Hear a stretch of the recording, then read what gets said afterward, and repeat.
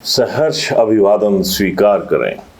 आज आप कहेंगे कि मैं सहर्ष क्यों कह रहा हूँ कि आप हर्ष के साथ मेरा अभिवादन स्वीकार करें। वजह ही कुछ ऐसी है, और ये वजह क्या है? ये एक जो चिट्ठी है, एक अधिसूचना है। जरा इसकी कॉपी देखिए और इसमें आपको मेरे हर्षित होने की वजह जो है, खुश होने की वजह जो है वो मिल जाएगी। तो ये जरा कॉपी देखिए।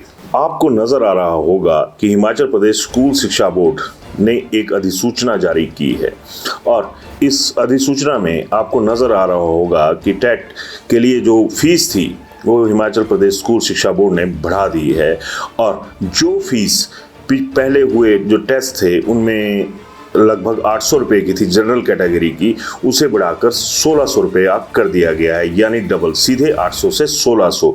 ओबीसी, एससी, एसटी और जो दिव्यांग हैं उनके लिए ये फीस 1000 रुपया कर दी गई है।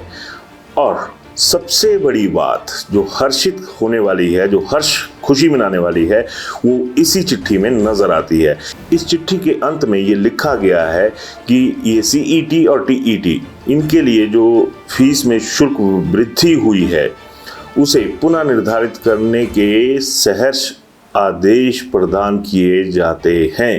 वाह गजब, आप लोग गजब हो। सरकार में बैठे लोग और अफसर गजब है। एक तरफ बेरोजगारी का आलम क्या है, और दूसरी तरफ आप फीस बढ़ोतरी कर रहे हैं टेट और सीईटी में।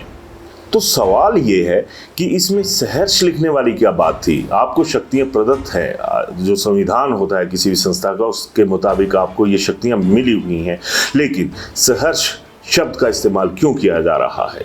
क्या ये खुशी की बात है? अब जरा वजह भी सुन लीजिए और इस चिट्ठी पर एक बार दोबारा नजर घुमा लीजिए। अब देखिए, जरा खुद पढ़िए कि इन फीस को बढ़ाने की वजह क्या बताई गई है।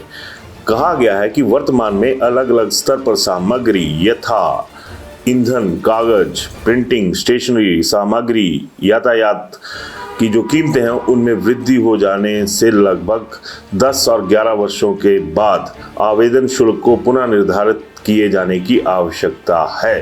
बेरोजगारी पर ये चीजें आ रही हैं कि आप इसे जनहित से जुड़ा हुआ मुद्दा नहीं मानते हैं। स्कूल शिक्षा बोर्ड कौन सी शिक्षा दे रहा है कि एक तरफ आप ये जो तमाम टेस्ट हैं इनको ले रहे हैं, साल में 2 बार लेते हैं आप लोग, और साल में कितने लोगों को रोजगार दिया जाता है? क्योंकि कायदे से देखा जाए कि इन टेस्ट को क्वालिफाई करने के बाद कमीशन के जरिए ये जो पद हैं वो भरे जाते हैं कि आपने टेट और सीईटी जो है वो क्वालिफाई कर लिए हैं। पर कितनी नौकरियां दी गई? सवाल वही है कि एक हद होती है किसी भी सीमा की। आप डबल फीस बढ़ा दे रहे हैं, आप हवाला कर रहे हैं उस जो अपनी मजबूरियां उनका जिक्र कर रहे हैं, लेकिन कभी उनकी चिंता की जिनके ऊपर ये बोझ पड़ने वाला है? कभी सोचा कि ये लोग जब आप इनको नौकरियां नहीं दे पा रहे हैं तो फिर टेस्ट पर टेस्ट क्यों लिए जा रहे हैं? अगर ले भी रहे हैं तो नौकरियां कितनी दे रहे हैं? और अगर अब यही आलम आ चुका है कि आपको फीस डबल करनी पड़ रही है तो धन्य है ऐसा स्कूल शिक्षा बोर्ड। इसका तो नाम ही कुछ और कर देना चाहिए, क्योंकि ये लोगों से जुड़ा हुआ मुद्दा है, बेरोजगारों से जुड़ा हुआ मुद्दा है। लेकिन नहीं, आपको सहर्ष घोषणाएं करने की एक जो आदत है, जो एक सेट लैंग्वेज कह लें या कुछ भी कह लें इसे, लेकिन क्या इसमें भावनात्मक कौन सा रोल निभाया? कौन सी भावनात्मक शिक्षा जो थी वो स्कूल शिक्षा बोर्ड की इस अधिसूचना में नजर आ रही है? स्कूल शिक्षा बोर्ड से चलते चलते एक सवाल, आपने अपने लिए जो व्यवस्था होती है, आर्थिक व्यवस्था, वो तो कर ली, लेकिन आपके इस टेस्ट के जरिए जो भी आगे जाकर रोजगार के रास्ते खुलते हैं, क्या वो खुले हैं? आज भी कई बेरोजगार ये सवाल उठाते हैं कि हमीरपुर का जो बोर्ड है वो कब से फंक्शनिंग शुरू करेगा, वो कब से जो एक तरह से रिक्रूटमेंट्स हैं उनके लिए दौर शुरू करेगा। हद होती है किसी भी चीज़ की। आप लोग अपने लिए हर प्रबंध कर लेते हो, और जिनके लिए ये प्रबंध किए जाते हैं उनके लिए कौन सा प्रबंध होता है आप लोगों के पास? सवाल बहुत से हैं, बवाल बहुत से हैं, लेकिन सुनेगा कौन? बेरोजगारों की चीखें, आवाज़ें तो किसी को नजर नहीं आती।